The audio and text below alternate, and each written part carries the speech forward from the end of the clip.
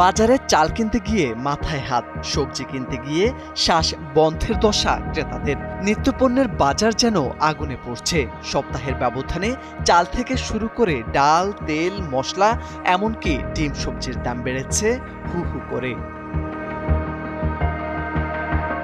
রাজধানীর বাজারগুলোতে গিয়ে দেখা যায় সরবরাহ থাকলেও পাইকার খুচরা ব্যবসায়ীরা নিজেদের ইচ্ছে মতো দাম বাড়িয়ে নিচ্ছেন। কারো কোনো তদারকি নেই, ভোক্তারাও অসহায়। বৃষ্টির অজুহাতে সপ্তাহের ব্যবধানে ডিম ও সবজির দামও বাড়ানো হয়েছে, বাজানি মশলাও। এই কারণে শনিবার নিত্য প্রয়োজনীয় পণ্য কিনতে গিয়ে অস্বস্তিতে ভোগেন ক্রেতারা। এদিন রাজধানীর কাউরান বাজার, নয়াবাজার, যাত্রাবাড়ি, মালিবাগ, কাঁচা বাজার ঘুরে ক্রেতা ও বিক্রেতাদের সঙ্গে কথা বলে জানা গেছে এসব তথ্য।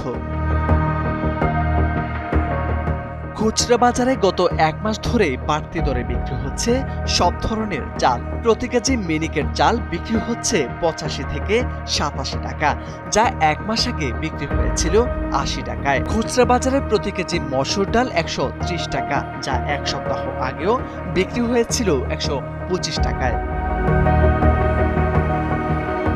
পিছিয়ে নেই তেলের বাজারও। ৫ লিটারের সয়াবিন তেল বিক্রি হচ্ছে ৯১৫ টাকা, যা আগে ছিল ৯০০ টাকায়। আমদানি করা মসুর ডাল ১০ টাকা বাড়িয়ে বিক্রি হচ্ছে ১৫০ টাকায়। প্রতি কেজি ব্রয়লার মুরগি বিক্রি হচ্ছে ১৬০ থেকে ১৭০ টাকায়, যা গত এক সপ্তাহ আগে ছিল ১৪০ থেকে ১৫০ টাকা। খুচরা বাজারে প্রায় সব ধরনের সবজিতে কেজি প্রতি বেড়েছে ১০ থেকে ১৫ টাকা। সরবরাহ পর্যাপ্ত থাকলেও নীরবে পণ্যের দাম বাড়িয়ে যাচ্ছে অসাধু কিছু ব্যবসায়ী। এভাবে বাজার নিয়ন্ত্রণহীন থাকলে মধ্যবিত্ত ও নিম্নবিত্তের জীবন আরও বিপর্যস্ত হবে।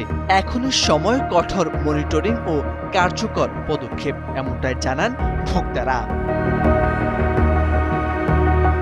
মোর্শেদা আলম, সময়ের আলো।